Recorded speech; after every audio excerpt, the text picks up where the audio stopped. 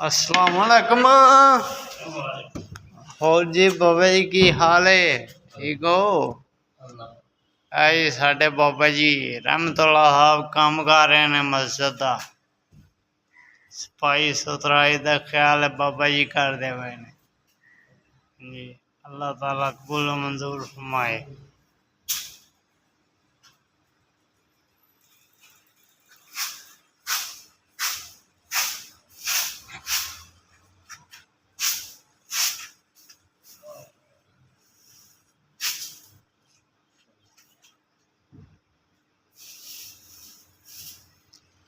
ਉਹ ਮਨਸ਼ਾ ਸਿੰਧੀ ਦੇ ਗਿਆ ਕਣਕ ਕਰੀ ਸਾਹਿਬ ਦੀ।